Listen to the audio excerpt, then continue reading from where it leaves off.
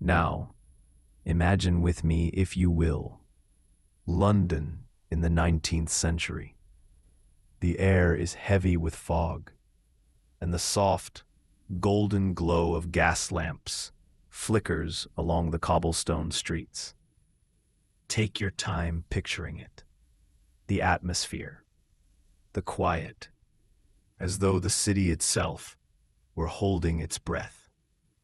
On the eastern side of London, there was once a narrow road, known by locals as the Street of Phantom Footsteps.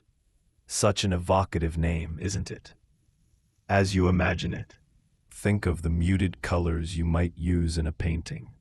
Grays, sepias, and the faint orange of a lantern's glow. Now, walking down that street is a young clerk, John Marlowe. Picture him carefully. A modest coat, a worried look, a small satchel at his side. Place him right there in your mental canvas. But here's the detail that adds a sense of tension.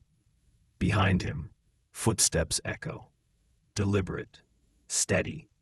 Yet when he turns, there's no one. Just mist. This is where you, as an artist, might add a figure. Tall, cloaked, and faceless, almost melting into the fog. Give the shape just enough clarity to unsettle the viewer, but let the details remain hidden in shadow. And now, the church, a tall spire rising above the roofs. Imagine drawing the faint outline through the mist, and then the sudden toll of a bell cutting through the silence. Too early for midnight, and yet the sound vibrates in the air. Think of it like adding a bold brushstroke across a calm surface. Inside the church, a darkened interior, the faint scent of smoke, and on the ground, a book. Heavy, blackened, its pages stained. Liber Damnatus, the Book of the Damned. As you sketch it in your mind, give it weight, depth, a presence that commands the scene. But here's the haunting part. As John lifts the book, the cloaked figure appears again. This time, closer, reaching, always reaching. That's where you let the shadows dominate your composition. Large, looming, unavoidable. By morning, John Marlowe is gone, erased from the picture. Only the empty church remains. Yet on foggy nights, some say his silhouette still appears in the windows, book in hand. A ghostly detail, like the faintest brushstroke, added at the very end of a painting. So when you think of London, think not only of bridges and palaces and bright lights. Think also of the hidden stories, the textures of fear, of mystery, of shadow. These are the shades that give any portrait of the city its depth and its soul. Let us step now into one of London's most iconic landmarks. St. Paul's Cathedral. You've seen its dome, yes? Rising gracefully above the skyline. But inside, tucked high in the curve of that dome, lies a place artists and storytellers adore. The Whispering Gallery. Imagine it in soft graphite lines, a vast circular walkway, stone arching high above. The acoustics here are so precise that the faintest whisper, spoken against the wall, travels all the way around to the opposite side. A charming trick of architecture, but also, as many visitors discovered, deeply unsettling. Picture a visitor, alone in the gallery.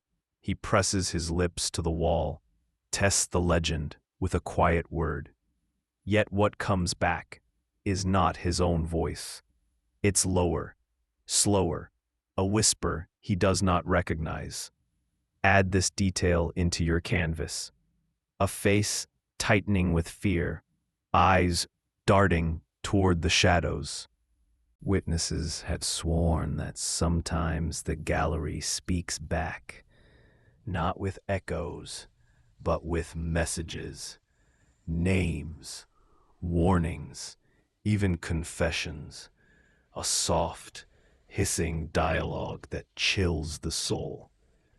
As you imagine it, give the gallery depth and darkness, a circular path that seems endless, as if sound itself could become a spirit circling forever.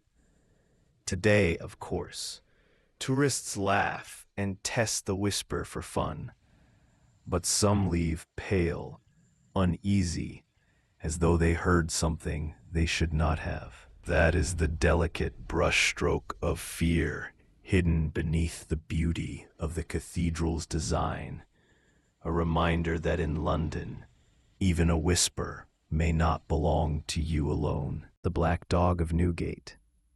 Now let's turn to an older legend, rooted in hunger, cruelty, and justice. Travel with me to Newgate Prison, a grim, towering structure that once dominated the city with its dark reputation. Imagine sketching its stone walls, thick, oppressive, stained with centuries of despair. The tale begins in a time of famine, prisoners starved in their cells, and when one wealthy scholar was thrown into Newgate, accused unjustly of sorcery, the desperate inmates turned on him. They killed him, and in their hunger, devoured his flesh. Here's where you add a shadow across your painting. For soon after, a monstrous black dog appeared in the prison yard, enormous, with burning eyes, its breath steaming like smoke. It prowled the corridors, cell by cell, hunting the men who had feasted upon its master. Imagine the composition. Flickering torches, terrified prisoners pressed against iron bars. And in the center, the dog, teeth bared. A figure both real and spectral. Each man who had shared in the crime was found dead, mauled in the darkness, one by one, until none remained. Was it vengeance? Was it guilt given shape? The Black Dog of Newgate became a symbol, a warning painted in fear across the city's imagination. And even after the prison was torn down, there are those who swear, on stormy nights, a low growl can still be heard near the Old Bailey. A sound like claws scratching against stone. In your mental sketch, let that final stroke be subtle, just the suggestion of a shape in the dark, seeing from the corner of the eye. Because in London, the past does not vanish. It lingers like a shadow, waiting for us to notice. Now let's wander into the world of theater. London's Drury Lane Theatre, to be precise. Imagine painting the velvet curtains, the golden balconies, the stage lit by flickering lamps, a place of music, drama, and applause, but also a place with a secret figure, known simply as the Man in Grey. Picture him in muted tones, a tall gentleman in an old-fashioned cloak, powdered wig, and three-cornered hat. He appears only in daylight, drifting silently along an upper corridor, before vanishing through a solid wall. Strange, isn't it? Yet hundreds of actors, stagehands, even directors, have reported the same vision for centuries. Here is the curious part. His appearance is not feared, but welcomed. For every time the Man in Grey is seen, the theater enjoys a season of success, as if the ghost himself blesses the stage with good fortune. You might capture this duality in your canvas, a shadow of a phantom watching quietly, while below him the stage glows with life. Historians discovered long ago that behind the wall where the man in gray disappears, the remains of a body were found, stabbed, hurriedly hidden. Perhaps a murdered man, forever condemned to wander. Perhaps an old patron, still guarding his beloved theater. Whatever the truth, his presence lingers still. And if you find yourself in Drury Lane one quiet afternoon, look up. You may notice, just for a moment, a gentleman in gray, slipping silently away. The screaming specter of Berkeley Square. Now let us step into Mayfair to 50 Berkeley Square, a townhouse that at first glance looks perfectly ordinary. Georgian brickwork, tidy windows, a proper London residence. But behind those walls lies one of the city's darkest legends. The story tells of a room on the upper floor where something unearthly dwells. Tenants who slept there awoke to dreadful screams, not of any living person, but of something other. The walls seemed to shake. The air grew icy, and in the corner a shape would appear. Some said it was a twisted, human-like figure. Others swore it was formless, a shadow given voice. Add this into your painting, a stately house at night, but with one window glowing faintly. Inside, a man clutching a candle, his face contorted in terror as he sees something rising from the darkness. And outside, the street below, silent, unaware. Records tell us that more than one man died of fright within those walls. A sailor who dared to spend the night was found the next morning, wide-eyed, lifeless.